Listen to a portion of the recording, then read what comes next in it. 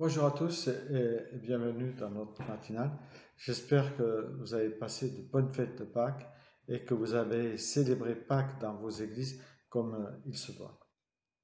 Depuis plusieurs jours et même plusieurs semaines, les étals de nos supermarchés, quels qu'ils soient, regorgés de chocolat multicolore.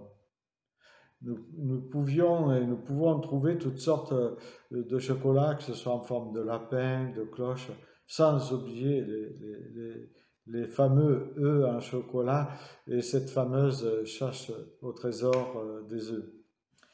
Mais derrière cette fête, nous nous rendons compte qu'il y a une grande confusion qui règne pour le commun des mortels et même parfois pour certaines personnes qui se disent chrétiennes.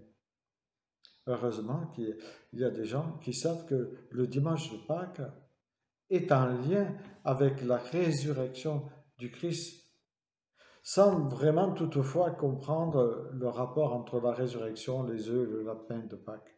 Mais ça, c'est une autre histoire. Pâques, pour nous, chrétiens, nés de nouveau, c'est la plus belle et la plus grande de nos célébrations, car le Christ est ressuscité, il est bien ressuscité, il est vivant, il a la droite de Dieu, il intercède pour nous. Et bien sûr, il reviendra bientôt.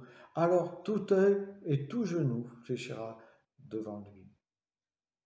Le jour de Pâques a non seulement bouleversé les disciples de Jésus, mais aussi la société contemporaine du Christ.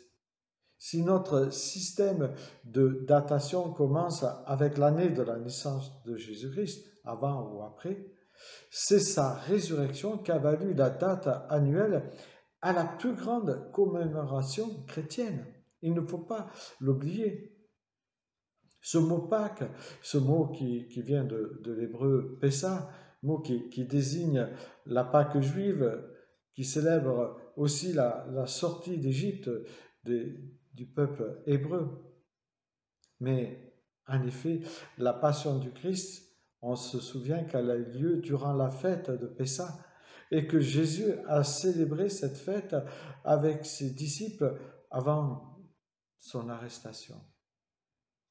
Certains symboles sont d'ailleurs communs aux deux fêtes, comme l'agneau pascal, le pain sans levain, symbole de l'amertume, l'agneau, symbole du Christ qui va être crucifié, et l'œuf qui symbolise la promesse de la vie éternelle que le Christ a mis dans chacun de nos cœurs.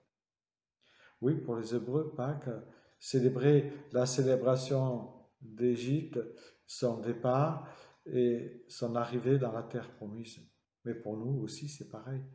Dès que nous avons reçu le Christ dans notre vie, cette Pâques prend forme et nous sommes en route vers la vie éternelle. Cette image de liberté de la Renaissance est restée très présente dans la célébration actuelle chrétienne qui rend hommage à la mort du Christ, bien sûr, mais surtout à sa résurrection. Étymologiquement, Pâques signifie passage, donc le passage de la mort à la vie. Le Christ est mort, mais il est ressuscité. Pâques est à l'origine du christianisme. Et l'apôtre Paul dit, s'il n'y a pas de résurrection, votre foi est vaine. En fait, ça ne sert à rien de croire s'il n'y a pas de résurrection. Oui, Pâques est la plus grande des fêtes chrétiennes, car c'est la victoire sur la vie, sur la mort. Et Paul a dit cette parole très forte, mort, où est ton aiguillon? Enfer, où est ta victoire? L'aiguillon de la mort, c'est le péché. Et ce qui nous donne la victoire par notre Seigneur Jésus-Christ, c'est sa mort et sa résurrection. Cet événement ne doit pas être seulement célébré une fois par an, le jour de Pâques, mais il doit être célébré tous les jours de notre vie. Nous devons nous rappeler que le Christ est notre Pâques et que cette vie éternelle qu'il a mis en nous est bien présente tous les jours et pas seulement à Pâques. Que le Seigneur vous bénisse.